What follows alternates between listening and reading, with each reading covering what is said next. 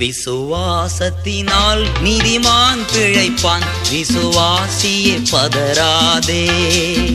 விசுவாசத்தினால் நீதிமான் பிழைப்பான், விசுவாசியே பதறாதே. மார்க்கு எழுதின சுவிசேஷ புத்தகம் 11ஆம் அதிகாரம் அதனுடைய 22வது வசனம். இயேசு அவர்களை நோக்கி, தேவனிடத்தில் விசுவாசம் உள்ளவர்களா இருங்கள். இது யாருக்கு சொல்றாருங்க? உலகத்தில் இருக்கவங்களுக்கா? நல்லா கொஞ்சம் யோசிச்சு பாருங்க.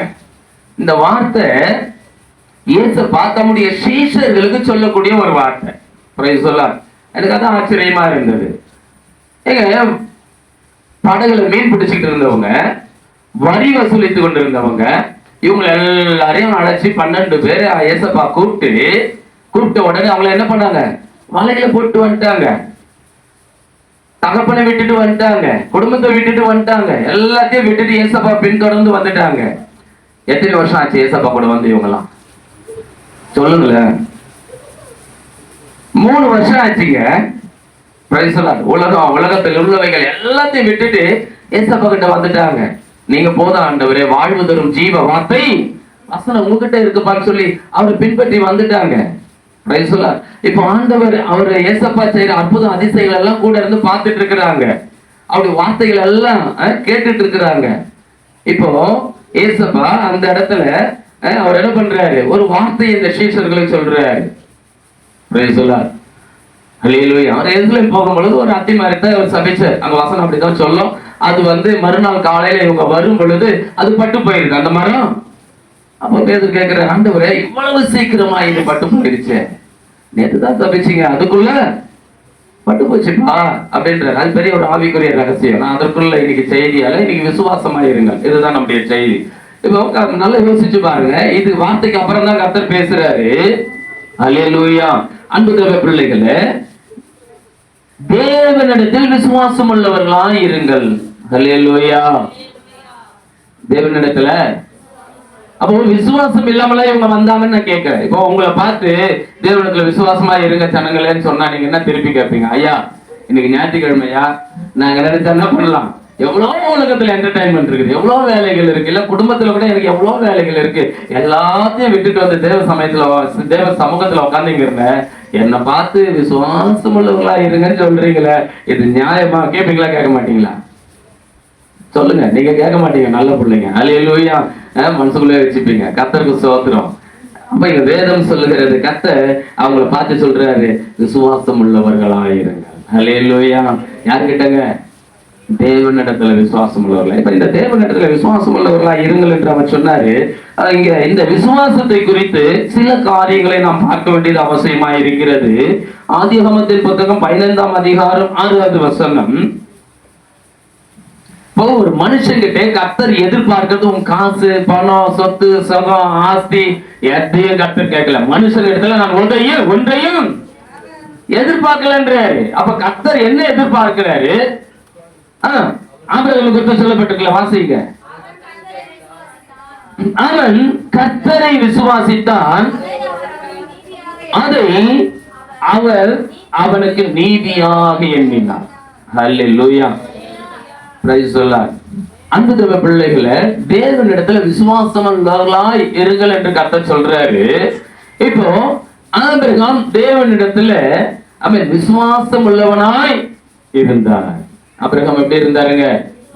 ரொம்ப விசுவாசம் உள்ளவராய் இருந்தாரு. சரி, இப்ப இந்த விசுவாசம் உள்ளவராய் இருந்த அவன் ஆபிரகாம் இடத்துல கர்த்தர் சொல்றாரு, அவன் கர்த்தரை விசுவாசித்தான். யாரை விசுவாசித்தானா? அன்பு தேவ பிள்ளைகளே, அவன் அங்க ஏன்னாக்கா ஆண்டவர் அங்க சொல்றாரு, அவனுக்கு பிள்ளைங்க இல்லை. கர்த்தர் வாக்குத்தத்தம் கொடுக்கும் பொழுது அவனுக்கு என்ன குறைவா இருந்தது? ஆஸ்தியில குறைவு இல்லை, அவனுடைய ஐஸ்வர்யத்துக்கு குறைவு இல்லை, ஆடு மாடு மிருக ஜீவன்கள் எதுக்கும் குறைவு இல்லை, எல்லாம் அவனுக்கு பரிபூர்ணமா இருந்தது. ஆனா இதெல்லாம் ஆளுவதற்கு இவனுக்கு பிறகு இவனுக்கு ஒரு பிள்ளை இல்லை. ஹல்லேலூயா. இது பல முறை நம்ம ஆபிரகாமை பார்த்தாலும் புதுசா பார்க்கறது போலவே இருக்கும். அன்பு தேவ பிள்ளைகளை, இப்போ ஆண்டவர் சொல்றாரு, அவர் அவனை அவன் கேட்கிறான் பாருங்க. பின்னும் ஆபிரகாம், 3வது வசனத்தை வாசியுமா. பின்னும் ஆபிரகாம், தேவரே எனக்கு புத்திர சந்தானம் அருளவில்லை, இதோ என் வீட்டிலே பிறந்த பிள்ளை எனக்கு சுதந்திரவாளியாய் இருக்கிறான் என்றார். அப்பொழுது கர்த்தருடைய வார்த்தை அவனுக்கு உண்டாகி, இவன் உனக்கு சுதந்திரவாளி அல்ல, உன் கர்ப்பப்பாய பிறப்பாய் இருக்கிறவனே உனக்கு சுதந்திரவாளி ஆவான் என்று சொல்லி. அப்ப இதுல ரொம்ப ரகசியம் இருக்கு. ஒரு குறிப்பிட்ட சூழ்நிலைக்கு மேல நம்மளால முடியலன்னு ஆண்டவர்கிட்ட சொல்லுவோம், ஆண்டவரே இது என்னால முடியலப்பா, அல்லேலூயா, பிரைஸ் தி லார்ட் சொல்லுவோம் இல்லையா. இது இப்படி இருந்தா நல்லா இருக்கும், அப்படி இருந்தா நல்லா இருக்கும். ஏதோ ஒரு நம்மள என்ன பண்ணுவோம், மூளை அறிவுல தோன்றின காரியங்களை நம்மளே ஒரு சஜஷன் பண்ணுவோம்.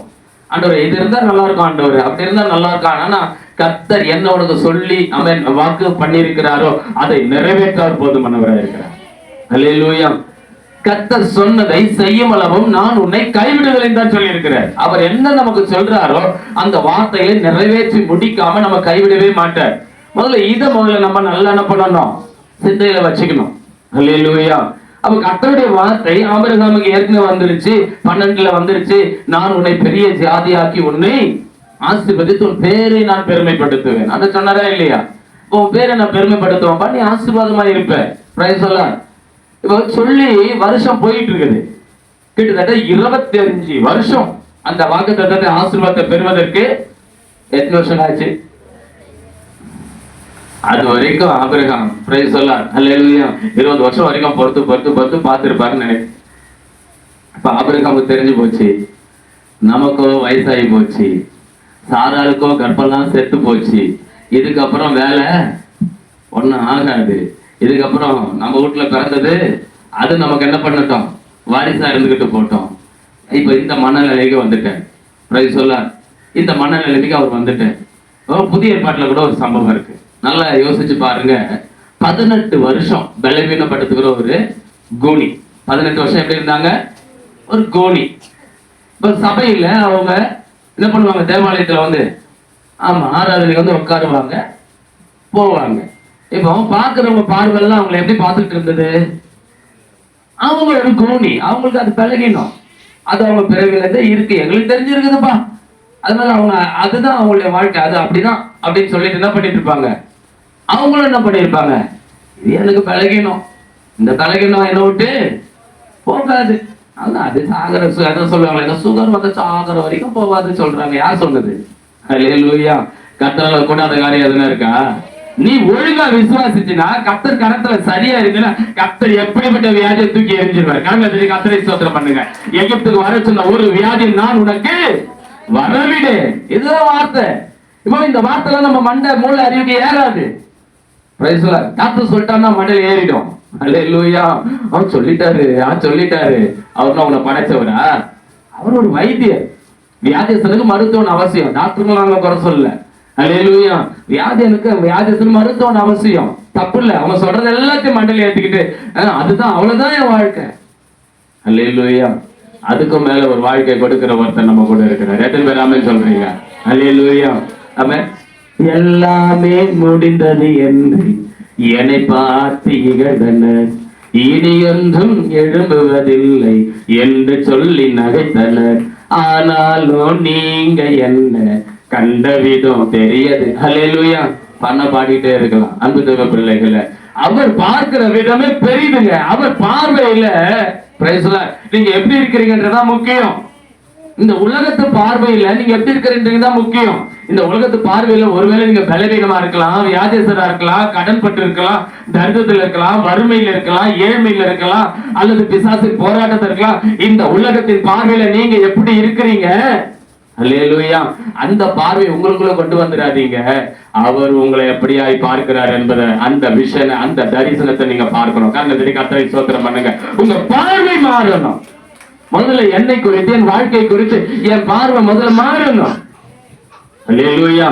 அந்த 18 வருஷம் அந்த கூனி, அவருடைய பார்வை, சிந்தை, எண்ணம், பேச்சு எல்லாமே மாறிடுச்சு. எப்படி மாறிடுச்சுன்னா, அது விசுவாசத்துக்கு ஏத்தாற் போல மாறலையா.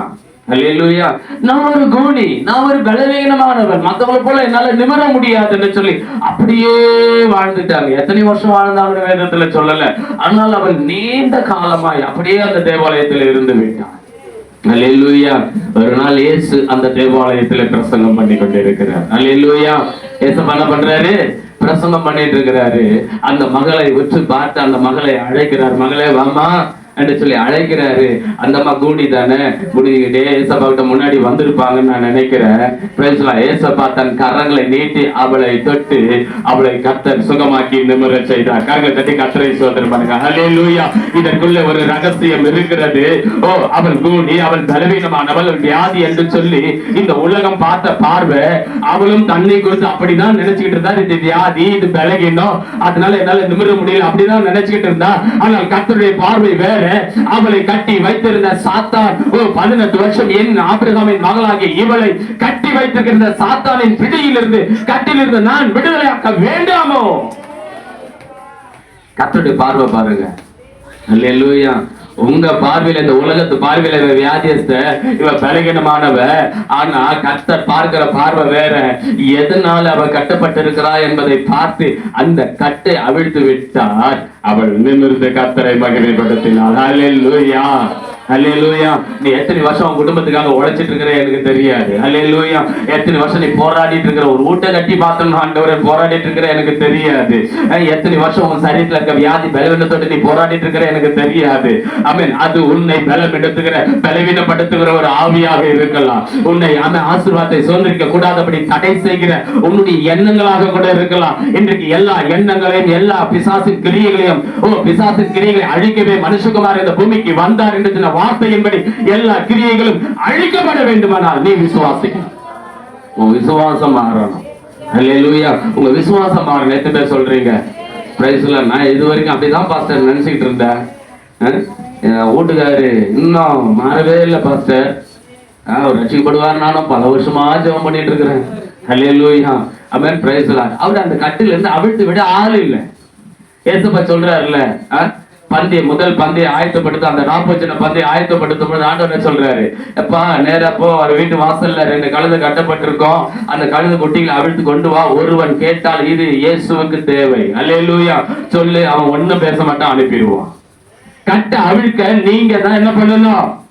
பிரயாசப்படணுங்க. கட்ட அவிழ்க்கப்பட்டவர்கள் தான் அடுத்தவங்க கட்ட அவிழ்க்க முடியும். நீயே கட்டப்பட்டு இருந்தீங்கன்னா நீ போய் இன்னொருத்தவங்களை கட்ட அவிழ்க்க முடியுமா? அல்லேலூயா. முதலாவது நம்ம கட்டவிழ்க்கப்படணும். அதுக்கு பிறகு அவன் கட்டப்பட்டவர்களுக்காக நம்ம என்ன பண்ணணும்? பிரயாசப்பட வேண்டும். கட்டவிழ்க்கிறவர்களாய் மாறணும். பூமியில எவைகளை நீ கட்டுவாயோ அது பரலோகத்திலே கட்டப்பட்டிருக்கும். எவைகளை நீ பூமியில கட்டவிழ்ப்பாயோ அவைகள் பரலோகத்துல கட்டவிழ்க்கப்பட்டிருக்கும். கட்டவன் கட்டவிழ்க்கும். கத்த நமக்கு முதல்ல அதிகாரம் கொடுத்திருக்கிறார். எத்தனை பேர் விசுவாசிக்கிறீங்க? கட்டவன் கட்டவிழ்க்கும். கத்த நமக்கு அதிகாரம் கொடுத்திருக்கிறாருங்க. Price the Lord. ஆனா இன்னைக்கு நம்ம என்ன பண்றோம்? அல்லேலூயா. ஊழியக்காரன்ல இருந்து விசுவாசி வரைக்கும் எப்படி இருக்கிறோம்? நல்லா யோசிச்சு பாருங்க. ஆனால் அந்த மகளை 18 வருஷம் பிசாசு கட்டி வச்சிருந்த அந்த மகளை கட்ட என்ன பண்ணாருங்க? ஒரே நாளுங்க. Price the Lord. 9 வாரம் நீ சபைக்கு வந்தாதாம்பா, 11 வாரம் நீ சபைக்கு வந்தாதாம்பாலாம் ஆண்டவர் சொன்னாரா? ஏமா அடுத்த வாரமா ஜெப கூட்டம் இருக்குது, அதுக்கு அடுத்த வாரமா ஜெப கூட்டம் இருக்குது, நீ ஜெப ஆலயத்துக்கு வந்துனே இரு, எந்த வாரத்துல உன்னை நான் விடுதலை பண்ணுவேன் எனக்கு தெரியாது, அப்படியே சொன்னாரு ஏசப்பா. அல்லேலூயா. என் ஆண்டவர் மனதுருக்கம் உள்ள தேவன். அல்லேலூயா. அவர் சுயாதீனத்திற்கு அழைக்கிற தேவன். அடிமைப்படுத்தும்படி அழைக்கிறவர் என் ஆண்டவர் அல்ல. அவர் சுயாதீனத்துக்கு அழைக்கிறவர். அவர் மனதுருக்கம் உடையவர், இரக்கம் உடையவர். அந்த மகளை பார்த்ததுமே அவர் மனதுருகிட்டாரு. மகளை வாமா, இப்போ இன்னைக்கு உனக்கு விடுதலைமா இயேசுவின் நாமத்துல சொல்லி அந்த இயேசு பிசாசு என்ன பண்ணணும்? நீங்க கட்டவிழ்த்து விடுறவங்களா இருக்கணும். இயேசுவின் நாமத்தினால சொன்னாலே போதும், பிசாசு ஓடும், கட்டுகள் அவிழ்க்கப்படும். ஏசப்பா எப்படி மனதுருகி செஞ்சாரோ அதே வேலையை தாங்க சீஷர்களாக நம்மளும் செய்யணும்னு அவர் ஆசைப்படுறாரு. இன்னைக்கு நம்மளே கட்டப்பட்டு இருந்தோம்னா இந்த உலகத்துல இருக்கிற கட்டுகள் எல்லாம் யாருங்க அவிழ்க்கிறது? கொஞ்சம் யோசிச்சு பாருங்க அன்பு தேவ பிள்ளைகளை. அல்லேலூயா. இந்த வார்த்தை நேர வார்த்தைக்குள்ள வந்துருவோம். இப்போ கர்த்தர் ஆபிரகாமை அழைத்து அவர் அவனை வெளியே அழைத்து, இப்ப இவன் சொல்றாங்கல்ல, ஆண்டவரே என் வீட்டுல பிறந்த இவன் எனக்கு வாரிசு அறுத்துட்டு போகட்டும் ஆண்டவரே, நீர் சொன்னீரு, சொல்லி அழைத்து இருவன் சந்ததி பெரிய சாதியாக்கவன் அப்படிலாம் சொன்னீங்க. ஒண்ணு வேலை நடந்தபாடுதில்ல.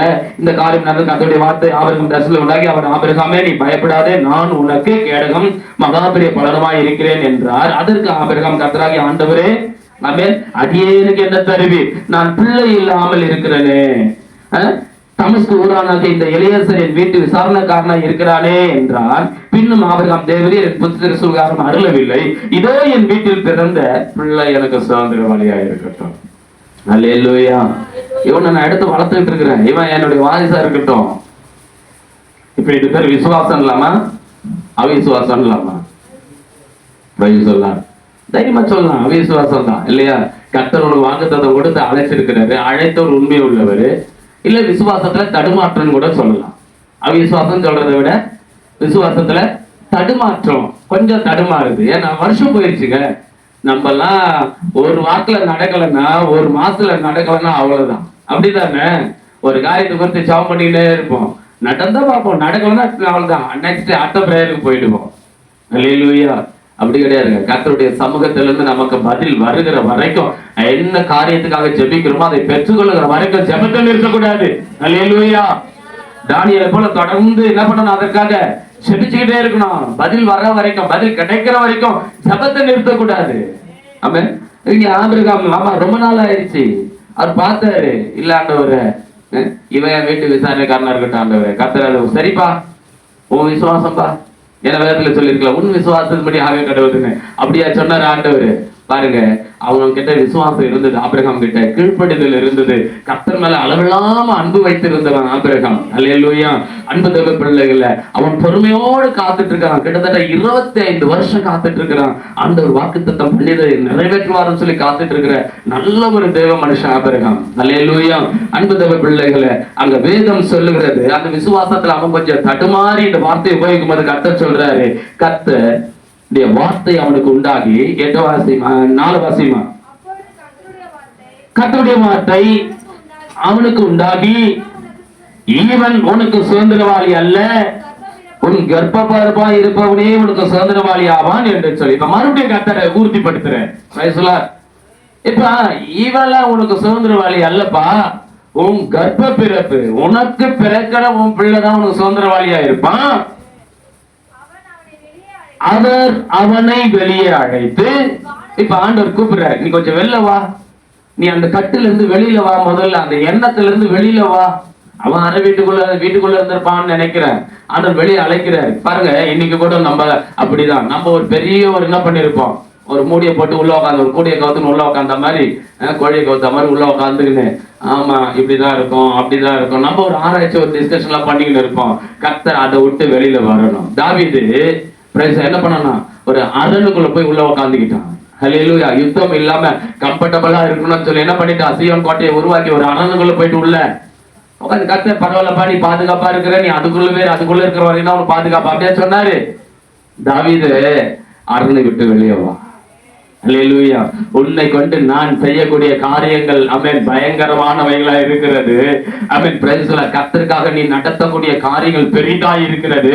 நீ ஏன்பா அரணுக்குள்ள உட்கார்ந்துட்டு இருக்கிற, நீ ஏன்பா பயந்துட்டு இருக்கிற, அந்த அரணை விட்டு வெளியே வா. Price the Lord. ஆண்டவர் சொல்லிட்டாருங்க, அவருக்கு நாங்க ஏம்பாடி எனக்கு தானே தெரியும். அல்லேலூயா.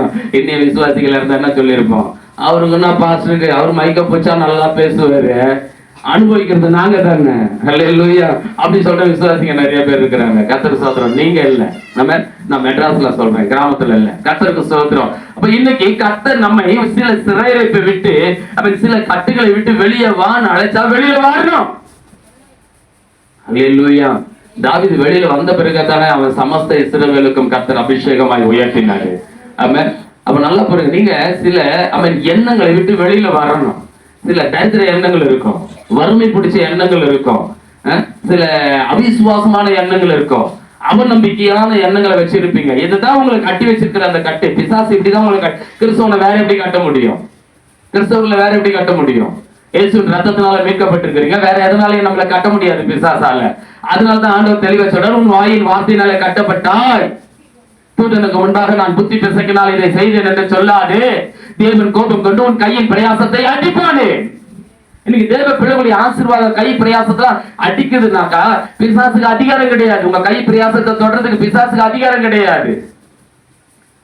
நம்ம வார்த்தை அல்லேலூயா, நீ உபயோகப்படுத்துகிற வார்த்தைகள் விசுவாசம் உள்ளதா இருக்கணும். அன்பு தேவ பிள்ளைகளை, அது கர்த்தரை மகிமைப்படுத்தக்கூடியதா இருக்கணும். அப்ப இங்க அவன் ஆண்டவரே அவனை வெளியே கூப்பிடுறாரு. நீ உள்ள இருந்தது போதும், வெளியில வா. உள்ள உட்காந்துட்டு நீ என்னத்தை சிந்திச்சுட்டு இருக்கிற, என்னத்தை பேசிட்டு இருக்கிற, என்னத்தை ஜெபம் பண்ணிட்டு இருக்கிற, நீ உள்ள உட்காந்துக்கிட்டு முதல்ல வெளியில வா. தாவீதை கூப்பிட்டது போல ஆபிரகாம் கர்த்தர் என்ன பண்றாரு, ஆபிரகாம் கூப்பிட்டு தாவீதை கூப்பிட்டாரு இல்லையா, வெளியில வாப்பான்னு சொல்லி அரண்மனை விட்டு. இப்ப இங்க ஆபிரகாமுக்குள்ள வந்துடும், நீ வெளியே வா, அண்ணாந்து பார்த்து நட்சத்திரங்களை உன்னாலே என்ன கூடுமானால் அவைகளை எண்ணி என்று சொல்லி பின்பு அவனை நோக்கி உன் சந்ததி வளவாயிருக்கும் என்றார். கர்ண தடி கர்த்தரை ஸ்தோத்திரம் பண்ணுங்க. ஹல்லேலூயா. எங்க 100 வயசு ஆகிற தாத்தாவுக்கு 90 வயசு ஆகிற பாட்டிக்கு கர்ப்பம் செத்து போன ஒரு பாட்டிக்கு கர்த்தர் சொல்றாரு, உன் கர்ப்பத்துல ஒரு பிள்ளை பிறக்கும், அதுதான் உனக்கு சுதந்திரவாளி. இது என்னால கூடும், உன்னால முடியாது, ஆனா என்னால கூடும், நீ நம்புறியான்னு கேட்கிறாரு ஆண்டவர். அதுவும் அப்படி கூட கேட்கல ஆண்டவர், இன்னும் கொஞ்சம் எக்ஸ்ட்ரா படியா போய் வானத்து நட்சத்திரங்களை பாரு, நட்சத்திரத்தை யாருன்னா எண்ணி இருக்கீங்களா? நான் எண்ணி இருக்கிறேன். அல்லேலூயா. ஆனா எண்ணி வைக்க முடியல. அல்லேலூயா. நான் எண்ணி இருக்கிறேன். சின்ன வயசுல எல்லாம் இந்த கயிறு கட்டில, இந்த கட்டையில கயிறு போட்டு, இந்த பனை நாரில் தென்னை நாரில் போட்டு ஒரு கயிறு கட்டில் இருக்கும், பாத்துருக்கீங்களா? அந்த கயிறு கட்டில அழகா 10 நாடி அண்ணாந்து பார்த்தோம்னா நைட்ல ஆஹா என்ன அருமையா இருக்கும் தெரியுமா வானத்துல. அந்த நட்சத்திரத்துல அழகா எண்ணிக்கிட்டே இருப்பேன், 1 2 3 எண்ணிக்கிட்டே இருப்பேன். அதுல பார்த்தா வேற நட்சத்திரம் வரும். உத்து பார்க்க பார்த்தா கொஞ்சம் இருக்கும் நட்சத்திரங்க. நம்ம பார்க்க 4 நட்சத்திரம் மாதிரி இருக்கும். அப்புறம் 40 ஆகும், 400 ஆகும், 4000 ஆகும். அது 4 லட்சமா கூட இருக்கலாம், எனக்கு தெரியாது. கர்த்தருக்கு ஸ்தோத்திரம். அல்லேலூயா. இன்னைய வரைக்கும் எண்ணிட்டு இருக்கிறேன். 53 வயசு ஆயிடுச்சு, எண்ணிட்டு இருக்கிற முடியல. கரங்களை தட்டி கர்த்தரை ஸ்தோத்திரம் பண்ணுங்க. அல்லேலூயா. கர்த்தர் உன்னை குறித்து, உன் சந்ததிகளை குறித்து, எதிர்காலத்தை குறித்து கர்த்தர் வைத்திருக்கிற திட்டங்கள் பெரிது. அல்லேலூயா. அது உன்னால அறிந்து கொள்ள முடியாது. அல்லேலூயா. ஆனா விசுவாசிக்கணும். பிரைஸ் சொல்லார். ஒரு தாத்தா பாட்டியை கூப்பிட்டு ஆண்டவர் சொல்றாரு, நான் உன் கர்ப்ப பிறப்புல ஒரு பிள்ளைய கொடுப்பேன், அது உனக்கு சுதந்திரவாளியா இருக்கும், நீ வெளியில வந்து கொஞ்சம் அந்த வானத்தை அண்ணாந்து பார்த்து உன்னால நட்சத்திரத்தை எண்ண முடியும். என்னடான்றாரு. எண்ண முடியல. அது போல உன் சந்ததி இருக்கும். ஆசீர்வதிக்கப்பட்ட சந்ததி, பரிசுத்த சந்ததிகள். ஆமென். அப்படிப்பட்ட சந்ததிகள் உனக்கு நான் கொடுக்க போறேன், நீ எண்ணி பார்த்துக்கன்னு சொல்றாரு. இப்போ ஆபிரகாமுக்கு ஒரு தைரியம் வந்துச்சு. ஆமென். இப்போ ஆபிரகாமுக்குள்ள என்ன வந்துருச்சுங்க, நம்ம கிட்ட வந்து பாஸ்டர் சொல்லும் பொழுது இந்த ஆள் சொல்றாரு, இதெல்லாம் நம்புறதுக்கு எதுவா இருக்கா? அல்லேலூயா. பிரைஸ் எல்லாம். கடை குத்தவன் ஊட்டாண்ட வந்து நின்னா எனக்கு தான் அடி வயிறு கலக்குது, இந்த ஆளுக்கு என்ன இருக்குது, ஈஸியா சொல்லிடுறாரு. அப்படிதான் சில பேர் நினைப்பாங்க. நம்ம நீயோ கடன் கொடுப்பாய், கடன் வாங்காது இருப்பாய், வசனம் இருக்குமா? கர்த்தர் அந்த வார்த்தையின்படி உங்களை ஆசீர்வதிக்க போறாரு. ஆனா சொல்றவர் கடன்ல இருப்பாரு. கடன் சொல்றவரை நீ பார்க்காத. அல்லேலூயா. அவருடைய வார்த்தையை பார். ஏன் சொல்றேன்னா, பவுலுக்கு சரீரத்துல பலகீனம் இருந்ததுங்க, ரொம்ப பலகீனம். பிரைஸ் சொல்ல, பார்வை ப்ராப்ளம், நடக்க முடியல. அல்லேலூயா. கால்கள் கொஞ்சம் அவருக்கு பலகீனம், ரொம்ப பலகீனம். ஆண்டுகிட்ட 3 முறை ஜெபம் பண்றாரு. எத்தனை முறை ஜெபம் பண்றாரு? அப்படியே சும்மா போற பட்டணத்துல அசைச்ச பவுலுக்கு பேரு கொள்ளை நோய் இல்ல. வந்துட்டோமா, கொள்ளை நோய்னா சாதாரண வந்து அப்படியே வாரிட்டு போவோம், சுனாமி மாதிரி. அந்த பேரு அவருக்கு வச்சிருக்கிறாங்க. கொள்ளை நோய் அந்த காலத்திலே பேர் வைக்கப்பட்டிருக்கு பவுலுக்கு. ஒரு பட்டணத்துக்கு போனா ஒரு கூட்ட ஜனங்க கத்திற்கு ஆயத்தமாயிடுவாங்க. அப்படிப்பட்ட ஒரு மனுஷன், அவ்வளவு ஆண்டவர் அற்புத அதிசயங்கள் அவர் மூலமா, மிராக்கள் அவருடைய செய்தியின் மூலமா மிராக்களை செய்கிற கர்த்தர் அவங்ககிட்ட சொல்றாரு, அல்லேலூயா, என்னப்பா 3 முறையா என்கிட்ட ஜெபம் பண்ணிக்கிறேன், என்ன விஷயம்? ஆண்டவரே, சரீரத்துல ரொம்ப பலகீனமா இருக்கு ஆண்டவரே, இந்த பலவீனத்தை என்னை விட்டு எடுத்து போடுங்கப்பா, எனக்கு சுகத்தை கொடுங்கப்பா ஜெபம் பண்றாரு. ஆண்டவர் என்ன சொன்னாரு? வெரி குட், வெரி குட், நல்ல ஜெபம், உன் ஜெபத்தை நான் கேட்டேன், இந்த சுகத்தை பெற்றுக்க நான் சொன்னாரு. அல்லேலூயா. ஆண்டவர் என்ன சொன்னாருங்க? சொல்லுங்களேன் வசனத்தை. கர்த்தருக்கு ஸ்தோத்திரம். அல்லேலூயா. மெமரியில இருக்க தேவையில்லையா? கர்த்தருக்கு ஸ்தோத்திரம். அவர் தெளிவாச்சு. அழகாய மகன் சொன்ன பாருங்க, உன்னை உயர்த்தாதபடி சாத்தானால் கொட்டும் தூதனாய் என்னால் அது அனுமதிக்கப்பட்டிருக்கிறது. ஹல்லேலூயா. உன் பலவீனத்தில் என் பலன் பரிபூர்ணமாய் விளங்கும், என் கிருபை உனக்கு போதும். கர்த்தரை ஸ்தோத்திரம் பண்ணுங்க. கர்த்தருடைய கிருபை என்ன போதையா? ஹல்லேலூயா. என்ன பலவீனனா இருக்கட்டும், என்ன பிரச்சனையா இருக்கட்டும், எந்த சோதனையா இருக்கட்டும், எப்படிப்பட்ட நிலைமையிலனா இருக்கட்டும், பாஸ்டர் நான் நெருப்பு மேல நிக்கிறது போல நிக்கிறேன் பாஸ்டர், நீ நெருப்புக்குள்ள இருந்தாலும் வேக மாட்டேன். கர்த்தரை ஸ்தோத்திரம் பண்ணு. ஹல்லேலூயா. நக்கல் என்ன பண்ணாங்க? சாத்ராக் மேஷக் ஆபேத்நேகோ எதுக்குள்ள நின்றுந்தாங்க? அவங்களை தூக்கி போடும்போது எப்படி தூக்கி போட்டாங்க? கையை காலையும் கட்டி பேக்கப் பண்ணி பெரிய பெரிய கடற்கஜனுங்கள ராணுவத்துல செயல்காக தூக்கி போயிட்டு நெருப்புல என்ன பண்ணாங்க? எத்தனை மடங்கு நெருப்புங்க? ஐயோ, இதெல்லாம் உங்களுக்கு விசுவாசத்துல நான் கேட்கிறேன். எத்தனை மடங்கு நெருப்பு? 7 மடங்கு. எத்தனை மடங்கு? ஏன் கேள்வி கேட்கிறேன்னா, உங்களுக்குள்ள அந்த வார்த்தை பதியணுன்றதுக்காகத்தான். நானே அழகா பிரசவம் சொல்லிட்டு போயிடலாம். நீங்க அதை அறிக்கிட்டா தான் உங்களுக்கு ஒரு சோதனையான ஒரு நேரம், வேதனையான ஒரு நேரம் வரும் பொழுது அந்த வசனம் உங்களை தைரியப்படுத்தும், உங்களை விடுதலையாக்கும். அதுக்குதான் உங்களை வாயில இருந்து சொல்லுங்கன்னு சொல்றேன்.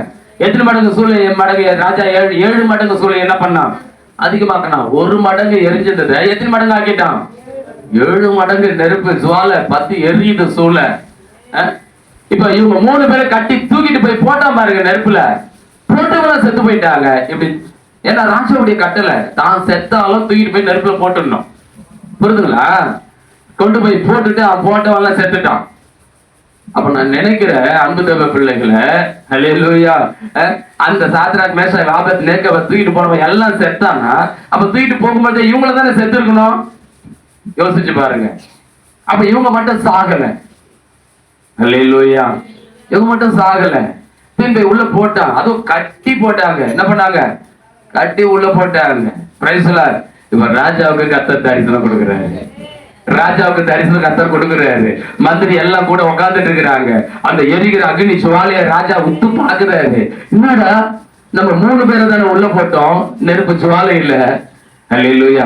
4 பேர் ஜாலியா நெருப்புல நடந்துட்டு இருக்கிறாங்களே, நெருப்புல உலாவிட்டு இருக்கிறாங்களே, 4 பேர் உலாவிட்டு இருக்கிறாங்களே. இது என்ன அதிசயம், இது என்ன அற்புதம், இது என்ன நடக்குது தெரியலையா? 7 மடங்கு சூளையை நான் அதிகமாக்கி இருக்கிறேன். 7 மடங்கு சூளையில கொண்டு போய் போட்டவங்களா செத்து தொலைச்சிட்டா. ஆனா இவங்க 3 பேரு அவன் சாகாம இவங்களோட கூட 4வது ஒரு ஆள் உலாவிட்டு 4 பேரை அக்கினிக்கு நடுவுல உலாவி கொண்டு இருக்கிறாங்களே. பயம், திகில், நடுக்கம் பிடித்தவனா ராஜா போயிட்டு, அல்லேலூயா, தேவனுடைய புருஷர்களை கொஞ்சம் வெளியில வாங்கப்பா. கிட்ட நெருப்புகிட்ட போகாம தூரமா இருந்து கூப்பிடுறான், வெளியில வாங்கப்பா. அல்லேலூயா. வெளியில 3 பேரும் வெளியில வராங்க. அவன் பிரைஸ் எல்லாம் போய் பிரதானிகள் எல்லாம் போயிட்டு அவங்கள மோந்து பாக்குறாங்க. தலைமுடி கருகி இருக்குதா, மேல இருக்கிற கல்ல உள்ள எல்லாமே கருகி இருக்குதா, ஏதாவது நெருப்பு வாசனை தெரியுதா, மோந்து பாக்குறாங்க.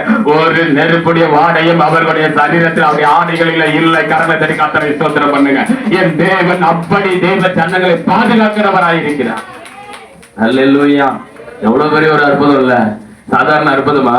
அதுதான் சொல்றேன். நீ பயப்பட கலங்க தேவையில்லை. நீ அவன் பிரைஸ் நான் நெருப்பு மேல நிக்கிற பாஸ்டர் சொல்ல தேவையில்லை. நெருப்புக்குள்ளவே உன்னை தூக்கி போட்டாலும் அங்க கர்த்தர் உன்னை பாதுகாக்கப்படி உனக்கு முன்பாக அந்த எரிகிற அக்கினி ஜுவாலையில கர்த்தர் முன்னதாக வந்து நிற்பார். அல்லேலூயா. உனக்கு முன்னாடி கர்த்தர் இருப்பாருங்க. பிரைஸ் எல்லாம் தூக்கிட்டு போனவெல்லாம் கர்த்தர் பாதுகாக்கல. அல்லேலூயா. உன்னை துன்பப்படுத்துறவனை, வேதனைப்படுத்துவனை, குற்றப்படுத்துகிறவர்கள் அவர்களை பத்தி கர்த்தருக்கு கணக்கு இல்ல. கர்த்தர் உன் மேல கவனமா இருக்கிறார், உன் மேல கரிசனையா இருக்கிறாரு, உன் மேலதான் அவர் அன்பு கூர்ந்திருக்கிறார். ஏன்னா உன்னை தமக்காக தேவன் தெரிந்தெடுத்திருக்கிறார். எதுக்கு தெரிந்தெடுத்தாராம்? எனக்குன்னு ஒரு கூட்டத்தை ஏற்படுத்தின அவர்களின் துதியை சொல்லி வருவார்கள். கர்த்தரை ஸ்தோத்திரம் பண்ணுங்க. கர்த்தரை துதிக்கிற கூட்டங்க நீங்கள நாமளும். அல்லேலூயா. நம்மளாம் கர்த்தரை துதிக்கிறதுக்கு ஏற்படுத்தினப்பட்ட கூட்டம். அதனாலதான் சொல்றேன், தைரியமா சொல்றேன், என்ன வரட்டும், எந்த சூழ்நிலையா இருக்கட்டும், கர்த்தர் கைவிட மாட்டார். அவர் முன்குறித்த நாட்கள் அல்லேலூயா நிறைவேறிய தீரும். உன்னை கொண்டு கர்த்தர் என்ன செய்யணும்னு வச்சுக்கிறாரோ அதை செய்து முடிச்சுதான் எடுப்போம். அது வரைக்கும் அவர் உன்னை கைவிடவே மாட்டார். Praise the lord. ஹல்லேலூயா. அப்பதான் ஆண்டவர் சொல்றாரு, ஆபிரகாமே கொஞ்சம் வெளியில வாப்பா, நீ கொஞ்சம் என்ன பண்ணு, அண்ணாந்து பாருப்பா சொல்லிட்டு சொல்றாரு. அவன் பிரைஸ் தி லார்ட். அவன் உன் சந்ததி இந்த வானத்தின் நட்சத்திரங்களை போல இருக்கும்பான்னு சொல்லி ஆண்டவர் சொல்றாரு. இப்ப ஆபிரகாம் கீழ்வாசனத்தை வாசியுமா. அவன் கர்த்தரை விசுவாசித்தான், அதை அவர் அவனுக்கு நீதியாக எண்ணினார். புரியுதுங்களா? இப்போ பிரைஸ் தி லார்ட். ஒன்றும் இல்லாத நிலைமையிலே சகலமும் படைத்தவர் என் தேவன். அல்லேலூயா. அவரே தேவன், அவரே தேவன், ஏகோவனல் தேவன். அன்பு தேவ பிள்ளைகள, அவரே தேவன். ஆமென். அவர் ஒன்றும் இல்லாத நிலைமையில சகலத்தையும் உருவாக்கக்கூடியவர். ஆமென். அவரால் செய்யக்கூடாத அதிசயமான காரியங்கள், அவரால் எல்லாமே கூடும், அவரால் எல்லாமே முடியும். முதல்ல நம்ம விசுவாசத்துக்குள்ள வரணுங்க. எல்லாருக்குள்ள விசுவாசம் இருக்கும். ஆனா அந்த விசுவாசம் எப்படிப்பட்டது? நல்ல ஒண்ணு புரிந்து கொள்ளுங்க. ஒரு படிக்கிற பிள்ளைக்கு எக்ஸாம் எப்படி புடமிடுதலோ அதே போல ஒரு கிறிஸ்தவனுக்கு உபத்திரம் தான் புடமிடுதல். ஆண்டவர் எப்படி புடமிடுவார்? ஒரு தங்கத்தை எப்படி புடமிடுவாங்க, வெள்ளி எப்படி புடமிடுவாங்க நம்ம நல்லா தெரியும். அல்லேலூயா. கொதிகலன்லயும் அக்னியையும் போட்டு அதை என்ன பண்றாங்க? புடமிடுறாங்க. அது பொன்னாக துலங்குது. அப்போ நம்ம விசுவாசமும் புடமிடக்கூடிய ஒன்று. கர்த்தர் நம்மள புடமிடும் பொழுது என்ன பண்ணணும்னா ஆண்டவரை சோதனம் பண்ணிட்டு அமைதியா இருக்கணும். இது என்னுடைய உபத்திரவ காலம், இதுல கர்த்தரை கைவிட மாட்டார், கர்த்தர் என்னை நடத்துவார். இதை தாண்டி நான் வரணும்னாக்கா அவர் எனக்கு உதவி செய்வார். ஆனால் நான் ஒன்றை நான் கற்றுக்கொள்ளுகிறேன். அல்லேலூயா. அவர் என்னை புடமிடும் பொழுது நான் ஒன்றை கற்றுக்கொள்ளுகிறேன். தேவனுக்கு பிரியமில்லாத காரியங்கள் ஏதோ ஒன்று என் வாழ்க்கையில் இருக்கிறது. அந்த களிம்பை நீக்கும்படி கர்த்தர் என்னை புடமிடுகிறார். கர்த்தரை சோதனம் பண்ணுங்க. ஏன்னா வேதம் அப்படிதான் சொல்லுகிறது. வெள்ளியை என்ன பண்ணணுமா? வெள்ளியின் இடத்திலிருந்து அந்த களிம்பை நீக்கிவிடு, அப்பொழுது தட்டானால் நல்ல உடைமை பிறக்குமா. நீ நல்ல ஒரு கொயவன் கையில் இருக்கிற களிமனை போல நல்ல ஒரு கனமான பாத்திரமாய் நீ உருவாக வேண்டுமானால் களிம்பு நீக்கப்பட வேண்டும். எத்தனை பேர் ஆமென் சொல்றீங்க? அந்த களிம்போட உன்னை உருவாக்குனா நல்லா இருக்காது, அது தரமா இருக்காது. அல்லேலூயா. Praise lord. உலகத்தான் தங்கத்திலே கலந்துருவான், செம்பு கலந்துருவான். அன்பு தேவ பிள்ளைகளை, கர்த்தர் அப்படி கலப்புறவர் அல்ல. ஆமென். அவர் பியூரா நம்மளை உருவாக்க நினைக்கிறார். அல்லேலூயா. சுத்த பொன்னாக நம்மை உருவாக்குகிறார். எத்தனை பேர் ஆமென் சொல்றீங்க? ஆமென். நம்ம ஜொலிக்கிற வரைக்கும் இந்த புடமிடுதல் இருந்துகிட்டே தான் இருக்கும். நீ எப்ப ஜொலிக்க ஆரம்பிக்கிறியோ அப்பவே புடமிடுதல் நின்று விடும். உன் வாழ்க்கை ஆசீர்வாதமாய் இருக்கும். அல்லேலூயா. ஒரு தங்கத்தை எப்படி புடமிடுற வரைக்கும், எது வரைக்கும் புடமிடுவாங்க? ஜொலிக்கிற வரைக்கும். அது நல்ல பல ஜொலிக்க ஆரம்பிச்சிச்சுன்னா அதுக்கு மேல போயிட்டு அதை போய் புடமிடுவாங்களா? வைரத்தை பட்ட தீட்டுவாங்க. வைரம் எப்படி இருக்கும்? கருப்பா ஒரு கண்ணாடி கல்லு மாதிரி இருக்கும் இல்ல? அந்த வைரத்தை என்ன பண்ணுவாங்க? மிஷின்ல விட்டு நல்லா பட்டு தீட்டுவாங்க. தீட்ட தீட்ட தீட்ட தீட்ட தீட்ட தீட்ட வைரம் எப்படி ஜொலிக்கும் தெரியுமா? இன்னும் எல்லாம் அமைதியா இருக்கிறீங்க பாஸ்டர். நான் வைரத்தையும் பார்க்கல, தங்கத்தையும் பார்க்கல, நான் போட்டுங்கிறதே ஏதோ ஒரு உமா கோல்டு. அல்லேலூயா. ஏதோ ஒன்று போடணுமேன்னு போட்டு கிடக்குறேன். நீ ஏன் பாஸ்டர் தங்கத்தெல்லாம் ஞாபகப்படுத்துற, வைரத்தெல்லாம் ஞாபகப்படுத்துற? அப்படியா? உனக்காக கர்த்தர் தங்க ரோட போட்டு வச்சிருக்கிறார். கரங்களை தட்டி கர்த்தரை சோதனை பண்ணி, இந்த பூமியில உனக்கு பொண்ணும் பொருளும் இல்ல, நல்லா கவலைப்படாத மகள, கர்த்தர் உனக்காக தங்க ரோட போட்டு வச்சிருக்கிறாரு. நம்ம கவர்மெண்ட் நமக்கு தார் ரோடு சிமெண்ட் ரோடு தான் போட்டு தரோம். நம்ம பரலோக கவர்மெண்ட் நமக்கு தங்க சாலைய தங்க ரோடு அவர் போட்டு வச்சிருக்கிறார். கரங்களை தட்டி கர்த்தரை முக்கியப்படுத்து. அல்லேலூயா. எனக்கு சின்ன வயசுல வீட்டுக்கு போனோம்னா அது பேர் சொல்லுவாங்க தங்க சாலைன்னுவாங்க. அது பேர் எத்தனை பேர் தெரியும் தெரியாது. நான் நினைச்சேன் சின்ன வயசுல தங்கத்திலேயே சாலை போட்டுக்கிறாங்க போல இருக்குதுன்னு. அல்லேலூயா. அதுக்கப்புறம் தான் எனக்கு அதே தைரியம் வந்த பிறகுதான் தெரியுது, தங்க சாலை பரலோகத்துல எனக்காக என் ஆண்டவர் போட்டு வச்சிருக்கிறாரு. தங்க ரோட்டு, தங்க ரோட்ல நான் உலாக போகிறேன். அல்லேலூயா. மகிமையான பரலோகம் இருக்கையில் நீ மனமுடைந்து போவதும் ஏனோ, ஆற்றி கண்பர் இயேசு இருப்பதனால் நீ அஞ்சி அஞ்சி வாழ்வதும் ஏனோ. அல்லேலூயா. ஆமென். பிரைஸ் எல்லாம் எதுவுமே புரியுதுங்க. அருமையான பாடல்கள். பாடல்குள்ள போன நேரம் ஆயிரும். கர்த்தருக்கு ஸ்தோத்திரம். ஆமென். அதனால நம்மை ஆற்றி தேற்றக்கூடிய ஒருவர் இருக்கிறாருங்க. ஆமென். நீ எப்ப கவலைப்படுற? நீ எது கவலைப்படுற? நான் இருக்கிறேன்ல. பிரைஸ் எல்லாம் அவர் இருக்கும் பொழுது நம்ம எதற்கும் கவலைப்படவே தேவையில்லை. அல்லேலூயா. அப்போஸ்தலர்கள் தெளிவா சொல்றாங்க. ஆமென். அப்போஸ்தலர் 3ஆம் அதிகாரத்துல ரொம்ப தெளிவா சொல்றாங்க. ஆமென். அவங்க கிட்ட ஏதாவது கிடைக்குமான்னு எதிர்பார்த்தவங்க கிட்ட அவங்க ரிப்ளை பண்றாங்க பாருங்க. பொன்னும் வெள்ளியும் எங்களிடத்தில் இல்லை. அல்லேலூயா. பொண்ணு வெள்ளியும் எங்க கிட்ட இல்லப்பா. பிரைஸ் எல்லாம் இன்னைக்கு நிறைய கிறிஸ்தவ பிள்ளைங்க அப்படிதான் இருக்கிறோம். பிரைஸ்ல பொண்ணு வேலையை எங்க கிட்ட இல்ல பாஸ்டர், இருந்தா ஆண்டவருக்குன்னு நாங்க அள்ளி போட்டுருவோம் பாஸ்டர். ஆண்டவர் அதெல்லாம் எதிர்பார்க்கல. ஹல்லேலூயா. அவருக்கு தேவையானது அவர் எங்க இருந்து வேணாலும் அவரை அமேன் கொண்டு வந்து கொடுத்துருவாரு. கர்த்தருக்கு ஸ்தோத்திரம். அன்பு தேவ பிள்ளைகளை, பொண்ணும் வெள்ளியும் எங்களிடத்தில் இல்ல. அவங்க உண்மையா சொன்னாங்க. ஏன்னா எல்லாத்தையும் விட்டுட்டு தானே அவரை பின்பற்றி வந்தாங்க. பிரைஸ்ல ஆனா வேதம் சொல்லுகிறது பூமியும் அது நிறைவும் கர்த்தருடையது. ஹல்லேலூயா. பொன்னும் வெள்ளியும் கர்த்தருடையது, வானமும் பூமியும் கர்த்தருடையது. கரங்களை தட்டி கர்த்தரை ஸ்தோத்திரம் பண்ணுங்க. அப்ப அவருடையதுன்னா கர்த்தர் நமக்குள்ள இருக்கிறார், நம்முடையவராய் இருக்கிறாரு. கர்த்தர் நமக்குள்ள இருந்தா அவருக்கு சொந்தமான பூமியும் அது நிறைவும் பொன்னும் வெள்ளியும் நமக்கு சொந்தம். புரியல உங்களுக்கு? அவங்க சொன்னாங்க முதல் வருஷத்துல பொண்ணு வெள்ளி என்கிட்ட இல்ல. 4வது அதிகாரத்துல போய் படிச்சு பாருங்க பொறுமையா வீட்டுக்கு போயிட்டு. அப்போஸ்தலருடைய பாதத்துல தங்களுடைய ஆஸ்திகளை எல்லாம் விற்று கொண்டு வந்து பொண்ணு வெள்ளியுமாய் கொண்டு வந்து கொட்டினார்கள். காரங்களை தட்டி கர்த்தரை ஸ்தோத்திரம் பண்ணுங்க. ஹல்லேலூயா. என்ன சத்தம் வரல? உங்களை ஆண்டவர் கொட்ட சொல்லல. கர்த்தருக்கு ஸ்தோத்திரம். ஆமென். உங்க பாதங்களிலே கர்த்தர் கொண்டு வந்து கொட்டுகிற சேர்க்கிற ஒரு கூட்டத்தை எழுப்பி அனுப்புவாரு. ஏன் ஊழியக்காரருக்கு மட்டும் தான் கொடுக்கணுமா? Praise the lord. Hallelujah. Amen. உங்களுக்கு ஆண்டவர் கொடுக்க மாட்டாரா? கொடுப்பாரா? கொடுக்க மாட்டாரா? Price the Lord. விசுவாசித்தா கொடுப்பாரு. இது எப்படி ஆகும் கர்த்தாவே? இது எப்படி ஆகும் கர்த்தாவே? நாளைக்கு இந்நேரத்துல ஒரு மரக்கா கோதுமை, வார் கோதுமை 2 சேக்கலுக்கு விற்கப்படும். வானத்தை ஆண்டவர் மதகணிகளை திறந்தாலும் அது முடியாது. இது எப்படி ஆகும்? கட்ட சொல்லிட்டாரு ஏலியா. நம்ம டேய் நீ உன் கண்ணுனால அதை பார்ப்ப. இது கர்த்தருடைய வார்த்தை. Praise the lord. நல்லா புரிந்து கொள்ளுங்க. இது கர்த்தருடைய வார்த்தை. Praise the lord. ஆமென். நாளைக்கு நேரத்துல ஆண்டவர் சொல்றாரு பஞ்சம் தீரும். ஒரு மரக்கால் கோதுமை, வார் கோதுமை என்ன பண்ணுவாங்க? ஒரு சேக்கலுக்கு விற்கப்படும். கர்த்தர் சொல்றாரு நீ வானத்தின் பலகணிகளை திறந்தா கூட இது எப்படி ஆகும்னு சொல்ற. இது நடக்கும். நடக்கிறது உன் கண்ணுல பார்ப்பேன், ஆனா நீ சாப்பிட மாட்டேன். ஆமேன் சொல்றாதீங்க. எதுக்கு சோத்திரம்? சோத்திரம் சொல்லுங்க. எதுக்கு சோத்திரம் பண்ணணும்? எதுக்கு ஆமேன் போடணும்? எதுக்கு அல்லேலூயா போடணும் அப்படின்னு விசுவாசிகளை தெரிஞ்சிருக்கணும். எல்லாத்துக்கும் ஆமேன் போடக்கூடாது. ஆமேன் என்றால் அப்படியே ஆகட்டும்னு அர்த்தம். புரியுதுங்களா? ஸ்தோத்திரம்னா கர்த்தருக்கு மகிமை உண்டாவதாக அர்த்தம். ஒவ்வொன்றுக்கும் ஒரு அர்த்தம் இருக்கு. கர்த்தருக்கு ஸ்தோத்திரம். ஹல்லேலூயா. தேவனை அவன் மகிமைப்பட்டுத்தாமல் அவிசுவாசப்பட்டதுனால ஊழியக்காரன் தெளிவா சொல்றாரு, உன் கண்ணனால பாப்பா நான் என்ன பண்ண மாட்டாத விட மாட்டேன். மறுநாள் வார் கோதுமை அதே போல விக்குது. ஜனங்க முந்தி அடிச்சு ஓடுது வாங்குறதுக்கு. அந்த இடத்துல இவரை தான் பாராவுக்கு போட்டுக்கிறாங்க தலைவர். அவர் தான் நிக்கிறார், வழி இல்லை. போன வேகத்துல ஜனங்க இடிச்சு அவரை தள்ளி கீழே விழுந்து நசுக்கி அது அப்படியே கண்ணில் பார்த்துக்கினே செத்து போனான். கர்த்தருடைய வார்த்தை அவ்வளவு புடமிடப்பட்டது. நல்லா புரிஞ்சுக்குங்க. நான் விசுவாசத்தை குறித்து உங்களோட பேசிட்டு இருக்கிறேன். நீங்க அசால்ட்டா இருந்தீங்கன்னா அது உங்களுக்கு பிரயோஜனப்படாது. Price the lord. ஹல்லேலூயா. விசுவாசனா ஏதோ ஒண்ணு நினைச்சிட்டு இருக்கிறீங்க. கர்த்தருடைய வார்த்தையை நம்புறது. ஹல்லேலூயா. நம்பி அதற்காய் தன்னை அர்ப்பணிக்கிறது.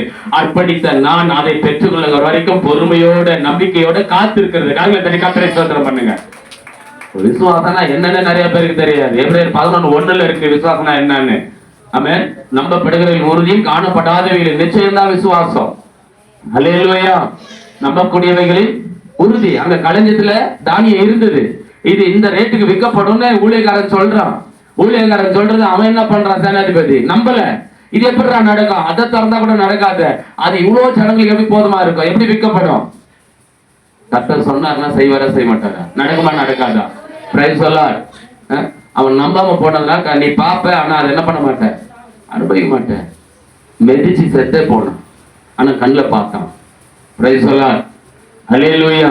அதனாலதான் தெளிவா சொல்றான், விசுவாசம்னா அப்ப கர்த்தரிடத்துல எப்படி இருக்கணும்? இந்த பொருள் இருக்கு, என் தேவை இந்த பூமியில தான் இருக்கு, ஆனால் அது எங்க இருக்கு, எப்படி இருக்கு, அது எப்படி என் கைக்கு வரும் எனக்கு தெரியாது, அதை செய்ய நேசு போதுமானவராக இருக்கிறார். இது பேர் தான் விசுவாசம். நம்பப்படக்கூடியவர்களின் உறுதி. ஆனா அது எங்க இருக்கு, எப்படி இருக்கு, ஏதா இருக்கு, எப்படி வரும்ன்றது எனக்கு தெரியாது. காணப்படாதவர்களுடைய நிச்சயம் ஆனா வரும். புரியுது? அல்லேலூயா. காணப்படாதவைகளின் நிச்சயம், அதான் விசுவாசம். ஆமென்.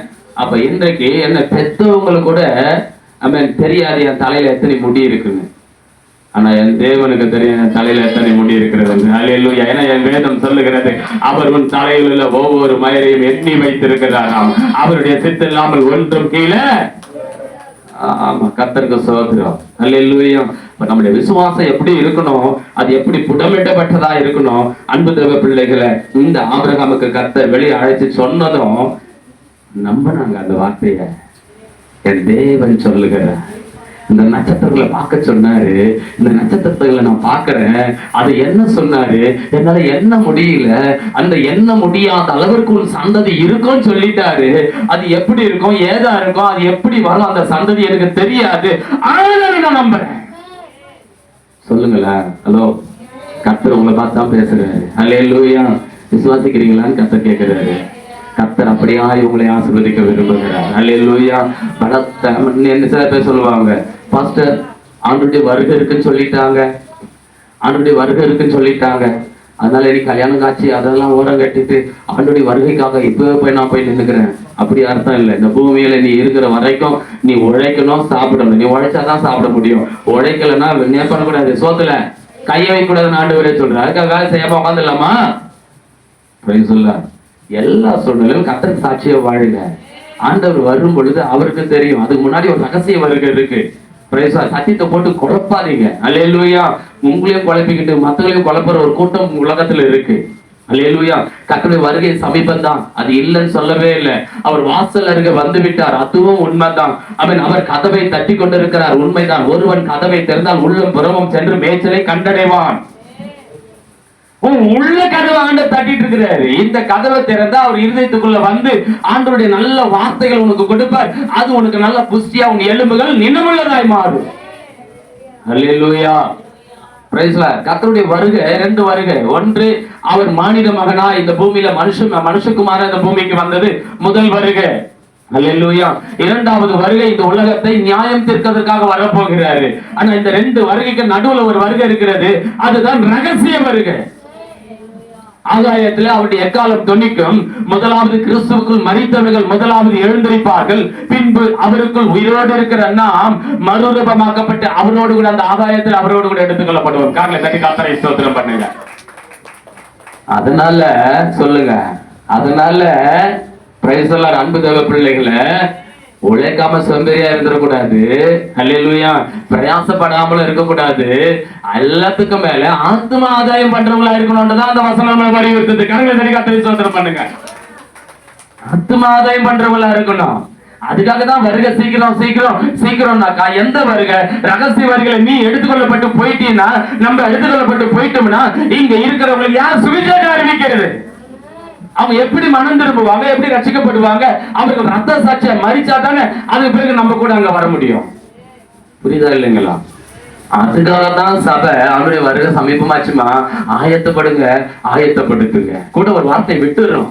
ஆயத்தப்படு ஆயத்தப்படு ஆயத்தப்படுனா நான் மட்டும் ஆயத்தப்படுறது அல்ல, ஒரு கூட்டத்தை ஆயத்தப்படுத்துகிறவர்களாய் நாம் மாற வேண்டும். அந்த விஷன், அந்த தரிசனத்தை, அந்த வார்த்தையுடைய சாராம்சத்தை நம்ம புரிஞ்சுக்கணும். அல்லேலூயா. சரி, என்ன ஆபிரகாமுக்குள்ள வந்துருவோம். ஆபிரகாம் அதை விசுவாசித்தான். ஆபிரகாம் என்ன பண்ணாரா?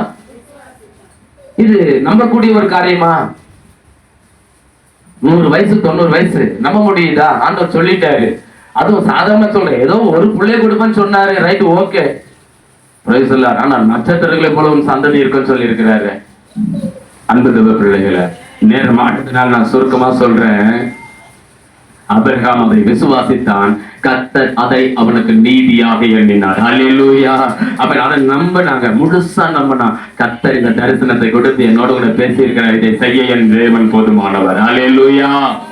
சாராள்களா இருந்துடாதீங்க. தைரியமா சொல்லுங்க, எப்படி இருந்துடாதீங்க. ஆண்டவர் வாக்குத்தத்தம் உனக்கு கொடுத்தா அந்த வாக்குத்தத்தம் உனக்கும் உன் குடும்பத்துக்கும் ஆசீர்வாதமா இருக்கும். அல்லேலூயா. யார் என்ன சொன்னாலும் தடுமாறாதீங்க. யார் என்ன சொன்னாலும் விசுவாசத்தோடு வலிவு போயிடாதீங்க. சாரால் ஒரு காரியத்தை ஆபிரகாம் கிட்ட திணிச்சுட்டா. என்ன திணிச்சா தெரியுமா?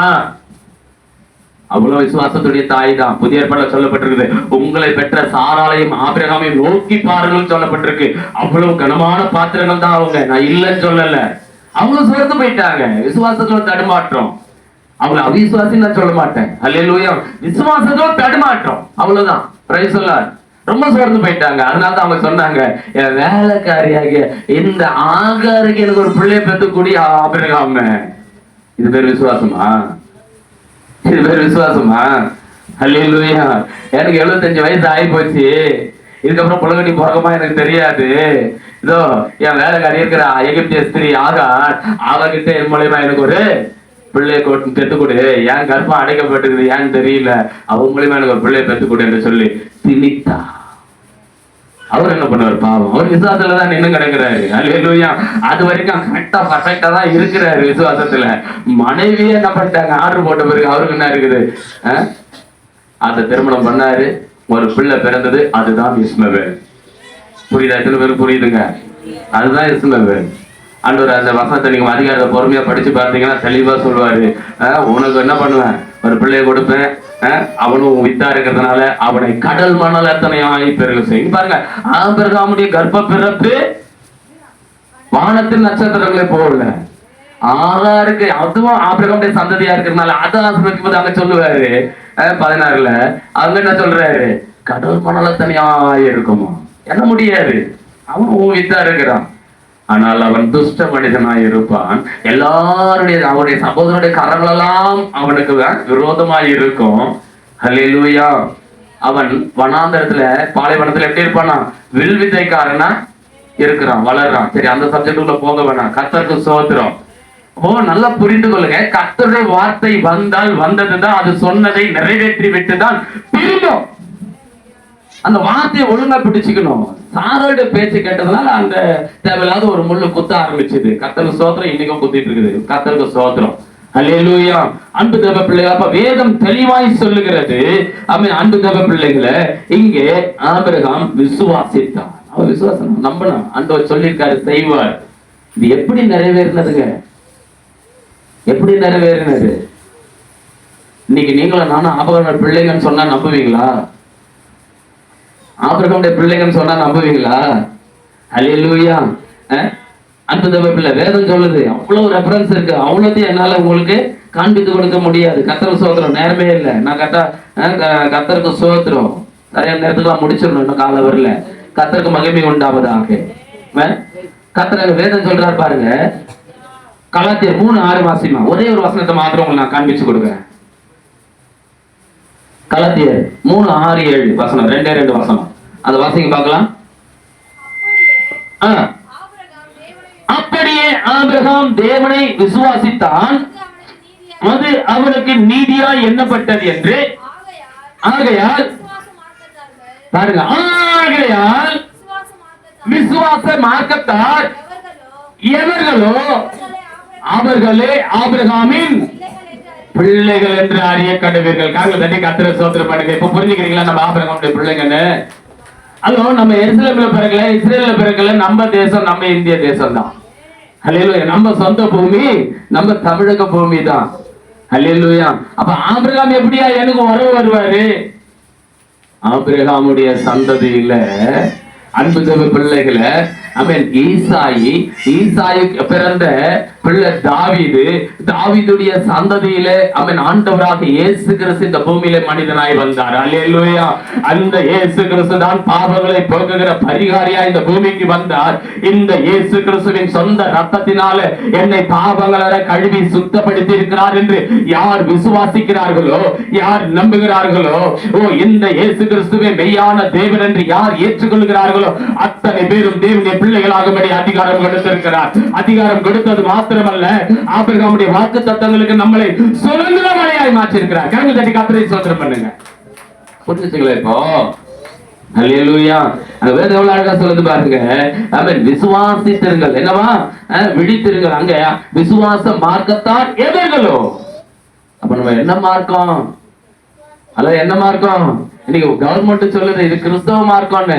நம்ம கிறிஸ்தவ மார்க்கம் மதம் இல்ல, கிறிஸ்தவ மார்க்கம். கிறிஸ்தவ மதம் அல்ல, இது ஒரு மார்க்கம். அல்லேலூயா. அப்போ நமக்கு உண்மையான பேர் என்னன்னா விசுவாச மார்க்கம். அல்லேலூயா.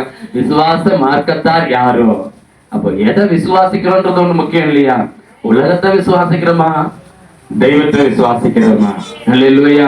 ஆண்டவருடைய வாக்கு தத்தத்தை விசுவாசிக்கிறோமா, இல்ல அவபக்தியான காரியங்களை விசுவாசிக்கிறோமா? நீ எதை நம்புறியோ அதுதான் உன் வாழ்க்கை. நீ எதை மேல கட்டப்பட்டிருக்கிறியோ அதுதான் உன் வாழ்க்கை. நீ கட்டப்பட்டிருக்க ஒருவேளை மண்ணுல கட்டி இருந்தீன்னா, ஒருவேளை இன்னைக்கு வேண்டு வந்து கண்மலையாக கிறிஸ்து மீது கட்டப்பட உன்னை ஒப்பு கொடு. அல்லேலூயா. எத்தனை பேர் ஒப்பு கொடுக்க சரியா தன்னை ஒப்பு கொடுக்க விரும்புறீங்க? கொண்டு வந்த செய்தி முழுதா கொடுக்க முடியல. ஆனாலும் சில சாராம்சங்கள் உங்களோடு கூட நான் சொல்லி இருக்கிறேன். நேரா நான் அதுதான் சப்ஜெக்டுக்கே வந்துட்டேன். ஆபிரகாம் விசுவாசித்தான், அதை கர்த்தர் அவனுக்கு நீதியாக எண்ணினார். நீங்க ரோமர் 4ஆம் அதிகாரம், 5ஆம் அதிகாரம், 7ஆம் அதிகாரம், 10ஆம் அதிகாரம், ரோமர் புத்தகம் முழுவதும் பாருங்க. நியாய பிரமாணத்துக்கும் விசுவாச பிரமாணத்துக்கும் உள்ள வேறுபாட்டை பவுல் அவ்வளவு அழகா பேசுவார். நியாய பிரமாணத்தினால் ஒருவனும் தேவனுக்கு ஏற்படையவனா மாற முடியாது. அல்லேலூயா. விசுவாசத்தினாலதான் மனிதன் என்ன பண்ண முடியும்? தேவனுக்கு பிரியமானவனா மாற முடியும். அப்ப நியாயப்பிரமாணத்தை விசுவாச பிரமாணம் அவமாக்கினதா? கிடையாது. அல்லேலூயா. இயேசு கிறிஸ்துவின் மூலமாய் நியாயப்பிரமாணம் முடிவடைகிறது. நியாயபிரமாணம் முடிஞ்சிச்சா இல்லையா நிறைய பேரை கேட்டா மழுப்புல பதில் சொல்லுவாங்க.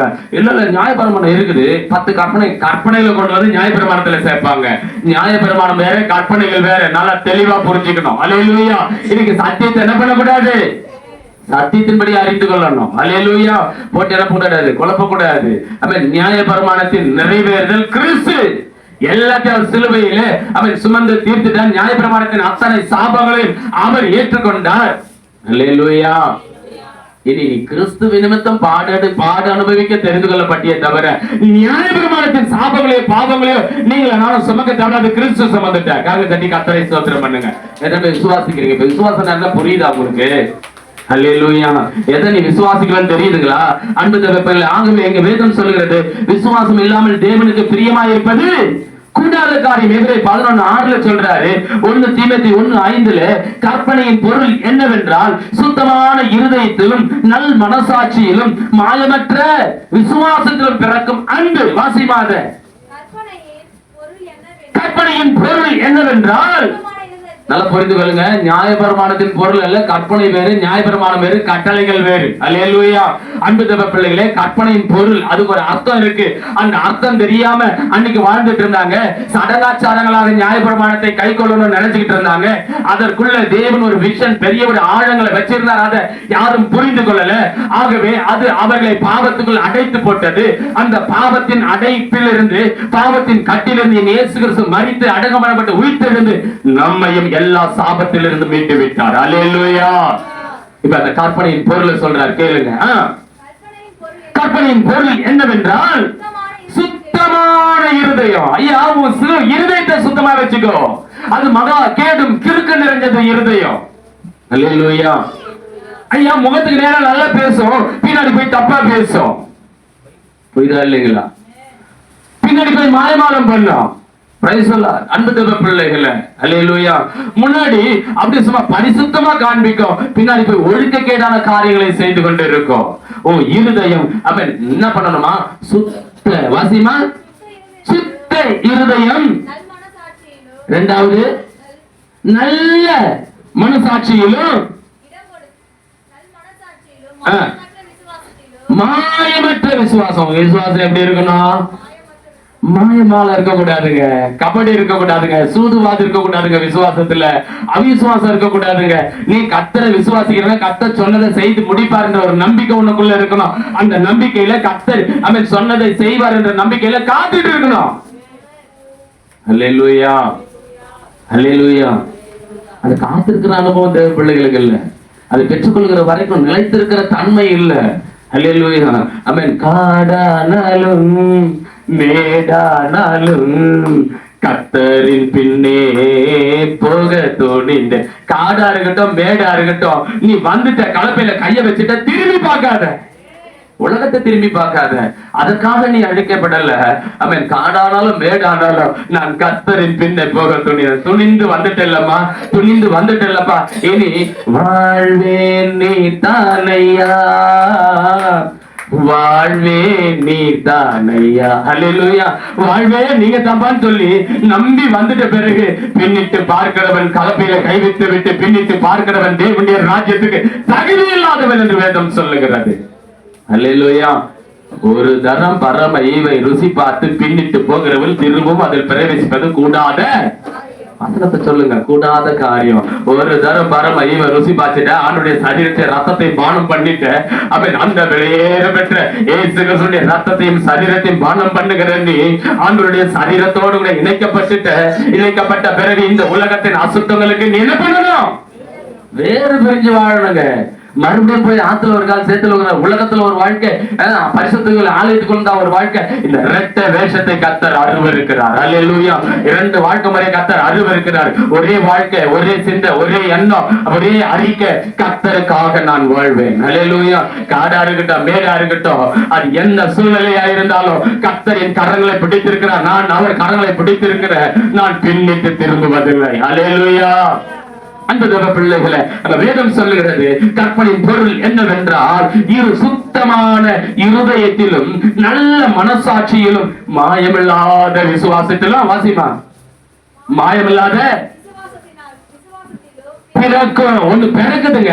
இது மூணு இருந்தா அதுக்குள்ள ஒண்ணு பிறக்குதான். என்ன பிறக்குதான்? அன்பு. சொல்லுங்க பார்க்கலாம். அன்பு. அல்லேலூயா. எவ்வளவு நேரம் அன்புக்கு உங்களுக்கு என்ன தெரியாம இருந்தது? விசுவாசம் எதுல பிறக்கணும்னா அன்புல பிறக்கணும். காரங்களை தட்டி கர்த்தரை ஸ்தோத்திரம் பண்ணுங்க. இதை தான் உங்களுக்கு இன்றைக்கு காண்பித்து கொடுக்க ஆவியானவர் எனக்கு உதவி செய்தார். அல்லேலூயா. உன் விசுவாசம் அன்புல பிறந்திருக்கிறதா அல்லது அவிசுவாசத்துல பிறந்திருக்கிறதா? உன் விசுவாசம் கிறிஸ்து எனக்காக மரித்து அடக்கப்பட்டு உயிர்த்தெழுந்த என் இயேசு கிறிஸ்து காயப்பட்ட தழும்புகளினாலே நான் சுகமாக்கப்பட்டிருக்கிறேன். அவருடைய தழும்புகளினால நான் மீட்கப்பட்டிருக்கிறேன். அதை வெளியேறப்பட்ட ரத்தத்தினால நான் மீட்கப்பட்டிருக்கிறேன். எனக்காக நான் அடிக்கப்பட வேண்டிய இடத்துல அவர் அடிக்கப்பட்டிருக்கிறாரு. கல்வாரி காட்சியை கண்முன்னே நான் கொண்டு வருகிறேன். அந்த அன்பு, கல்வாரியின் அன்பு என்னை நெருக்கி ஏவுகிறது. இந்த உலகத்துக்குள்ள என்னை போக அனுமதிக்க மாட்டேங்கிறது. என் இருதயம், என் சிந்தை இந்த உலகத்துக்குள்ள என்னை போக அனுமதிக்க மாட்டேங்கிறது. ஏன்னா எனக்காக மரித்த கிறிஸ்து, எனக்காக உயிர்த்தெழுந்த கிறிஸ்து என்னை மீண்டும் அழைத்து கொண்டு போக வரப்போகிறார். அல்லேலூயா. என்னை மீண்டும் அழைத்து கொண்டு போக வரப்போகிறார். நான் என்றென்றும் அவரோடு கூட வாழ பிறந்தவன் சொல்லுங்க. மாத்திரம் ஒரு அல்லேலூயா சொல்லுங்க பார்க்கலாம். அவருக்கு மாத்திரம் ஆமென் சொல்லுங்க பார்க்கலாம்.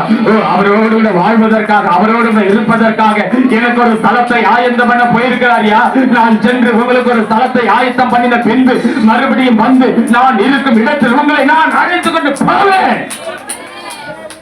ஹல்லேலூயா. இதை எத்தனை பேர் விசுவாசிக்கிறீங்க? ஆமென். இப்ப சொல்லுங்க, இதுல ஒரு அன்பு வந்திருக்கு தெரியுமா? கிறிஸ்துவின் மீது ஒரு அன்பு. ஹல்லேலூயா. சொல்லுவாங்க, அறுபத்த புள்ளியோ சொல்லுவாங்க. அல்லேலூயா. நம்ம எல்லாம் எங்கெங்கயோ பிறந்து எப்படியோ வாழ்ந்துட்டு இருந்தோம். நம்ம எல்லாரையும் அவருடைய ரத்தத்தை விலைக்கரை கொடுத்து சம்பாதிச்சு ஒரு சபையா, ஒரு சரீரமா கொண்டு வந்து நிறுத்தி, இன்னைக்கு உங்களுக்கு ஒண்ணுன்னா நான் துடிக்கணும், எனக்கு ஒண்ணுன்னா நீங்க துடிக்கணும். ஒரு அன்பின் தேவன் நம்முடைய சபையில ஊற்றப்பட்டிருக்கிறது. இந்த அன்பின் பிரமாணத்துக்குள்ள பெருமை இல்ல, இந்த அன்பின் பிரமாணத்துக்குள்ள ஜாதி இல்ல, இந்த அன்பின் பிரமாணத்துக்குள்ள பணம் இல்ல, பதவி இல்ல, பகட்டு இல்ல, மாயமாக இல்ல. இந்த அன்பு கிறிஸ்துவின் அன்பு, என்னை நெருக்கி கேள்விகிற ஒரு அன்பு. இந்த அன்புக்குள்ள நான் வந்துட்டேன். அல்லேலூயா. இது எதுவும் என்னை அடிமைப்படுத்த முடியாது, எதுவும் என்னை அடிமைப்படுத்த முடியாது. ஆகவே தான் வேதம் எனக்குள்ளாய் சொல்லுகிறது. அவன் 1 தீமோத்தேயு 3:9 விசுவாசத்தின் ரகசியத்தை சுத்த இருதய மனசாட்சியிலே காத்துக்கொண்டு. அல்லேலூயா. ஆமென். இந்த விசுவாசத்துல சில ரகசியங்களா இருக்கு, அதெல்லாம் சொல்ல இப்ப நேரம் இல்ல. நான் முடிக்க வாஞ்சிக்கிறேன். கர்த்தர் கிருபை செய்வாராக. 1 தீமோத்தேயு 3:16 சொல்லுகிறது, தேவ பக்திக்குரிய ரகசியமானது. அதை மட்டும் வாசிச்சு முடிக்கலாமா? அன்றியும் தேவ பக்திக்குரிய ரகசியமானது எல்லாரும் ஒப்புக்கொள்ளுகிறபடி மகா மேன்மையுள்ளது. நல்லா புரிந்து கொள்ளுங்க. நான் விசுவாசத்தை குறித்து, அந்த விசுவாசத்தினால் உண்டான அன்பை குறித்து, அந்த அன்புக்குள்ள இருக்கக்கூடிய ஒரு ரகசியத்தை உங்களோட கூட ஆவியானவர் பேசிட்டு இருக்கிறார். Alleluia. Amen. Praise the lord. மீண்டுமாய் வாசிங்க. அன்பியும் தேவ பக்திக்குரிய ரகசியமானது. நம்மள பக்தியா வந்திருக்கிறோம். பக்தி உடனே கர்த்தர் தமக்காக தெரிந்து கொண்டார் சொல்றோம். அந்த பக்தி எப்படிப்பட்ட ஒரு பக்தியா இருக்கணும்? கிறிஸ்துவினால் உண்டான அன்புக்குரியதா இருக்கணும். இப்ப சொல்லுங்க, ஆமென். ரகசியத்தை யாவரும் ஒப்புக்கொள்கிறபடி மகா மேன்மை உள்ளதா இருக்கிறது. அது என்ன அந்த ரகசியம்னா, தேவன் கடவுள் அந்த சராசரத்தை படைத்தவர். இன்னைக்கு உலகத்துல ஒரு கேள்வி கேட்டுட்டு இருக்காங்கல்ல, ஏசப்பாவே பிதா பிதா பிதான்னு சொன்னாரு. அந்த பிதா தானே கடவுள். அப்ப ஏசப்பா இல்ல நிறைய பேர் தப்பா எண்ணம் கொண்டிருக்கிறவர்களுக்கு இந்த வார்த்தையை நான் அச்சாரமாக ஆணிவேராக சொல்லுகிறேன். கர்த்தர் வாசிங்க. அவன் தேவன் மாம்சத்திலே. அல்லேலூயா. தேவன் என்றால் என்னங்க? கடவுள் மாம்சத்துல இயேசுவானவராய் இந்த பூமியில ஆமென். கரங்கள் தட்ட மாட்டீங்களா? ஆமென். எனக்காக அவர் நான் இருக்கிற வண்ணமாக இந்த பூமியில இறங்கி வந்த நல்ல ஒரு தேவன், நல்ல ஒரு கடவுள், என்னை நேசிக்கிறவர், இந்த உலகத்தில் இருக்கிற ஒவ்வொரு மனிதனையும் மனுஷியும் நேசிக்கிற அவரால் படைக்கப்பட்ட மனிதனை பாவத்தில் இருந்தும் சாபத்தில் இருந்தும் மரண ஆட்களின் கட்டில் இருந்தும் விடுதலை பண்ணும்படிக்கு என் தேவனே மனிதனாய் இந்த பூமியில இறங்கி வந்தார். ஆமென். அதிலே ஆவியிலே நீதி உள்ளவர் என்று விளங்கப்பட்டார். அவருடைய ஆவியில அவரிடத்துல பாவம் இல்ல, அவர் பாவத்துல கருத்தரிக்கல, அவர் பாவத்தை பாராத சுத்த கண்ணராய் இந்த மாம்சத்தில் இந்த பூமியில இருந்த வாழ்நாளெல்லாம் அவர் வாழ்ந்து நமக்கு முன்மாதிரி காண்பித்தார். கரங்கள் தட்டி கர்த்தரை ஸ்தோத்திரம் பண்ணு. அல்லேலூயா. ஆவியிலே அவர் என்ன பண்ணாராம்? ஆமென். ஆவியிலே நீதி உள்ளவர் என்று விளங்கப்பட்டார், தேவ தூதர்களால் காணப்பட்டார். இதுதான் ரொம்ப முக்கியம். புற ஜாதிகளாகிய நம்மிடத்திலே அவர் பிரசங்கிக்கப்பட்டார். அல்லேலூயா. எல்லா ஜாதிகளும், எல்லா இனங்களும், எல்லா பாஷைக்காரரும், எல்லா மனிதர்களும் அவருக்கு சொந்தமாகும்படி புற ஜாதிகளால் விசுவாசிக்கப்பட்டார். கரங்கள் தட்டி காத்தலே புற ஜாதிகளா என்ன பண்ணாரா? அல்லேலூயா. விசுவாசிக்கப்பட்டார், மகிமையில எடுத்துக்கொள்ளப்பட்டார். அப்படி மகிமையில போன தேவன் எனக்காக மீண்டும் வரப்போகிறார் என்கின்ற அந்த விசுவாசம் உடைய ஒரு திருச்சபையாய் நம்ம இந்த ஆவிக்குரிய சபை விளங்க வேண்டும். ஒவ்வொருவரும் அப்படிப்பட்ட விசுவாசம் உள்ளவர்களா இருக்கணும். எத்தனை பேர் ஆமென் சொல்றீங்க? அப்பா இன்னைக்கு விசுவாசம்னா என்னன்னு நாங்க பார்த்தோம்பா. விசுவாசம் ஏதோ சும்மா வீடு வாசல கட்டுறதும் புள்ளகுட்டிகளை பெற்றுக்கிறதும் எங்களுக்காக வாழறதுனா விசுவாசம் நினைச்சோம். இல்ல, கர்த்தர் எங்களுக்காக ஒரு பெரிய ராஜ்யத்தை ஏற்படுத்தி இருக்கிறீங்க. அந்த மகா மேன்மையான தேவன் எங்களுக்காக மனுஷனா அந்த பூமிக்கு இறங்கி வந்து எங்க பாவ சாபங்கள் எல்லாம் சுமந்து தீர்த்து இருக்கிறீங்க. அப்பா உங்களுடைய அடிச்சுவடுகளை பின்பற்றி வருகிற நான் ஒருவனும் கெட்டு போவதின் சித்தம் இல்லைன்னு சொன்னீங்களே. ஒவ்வொரு மனிதனும் மீட்டு ரட்சிக்கப்படுவதற்கு என்னுடைய பரிசுத்த நடக்கை, பரிசுத்த வாழ்க்கை, பரிசுத்த பேச்சு, பரிசுத்த சிந்தை மற்றவர்களை கர்த்தருக்குள் கொண்டு வர கூடியதாய் மாற வேண்டும் என்பதை நான் இன்றைக்கு விசுவாசிக்கிறேன். அதற்கு தானே என்னை நான் ஒப்புக் கொடுக்கிறேன். மழைக்கால் படியிடுவோம்.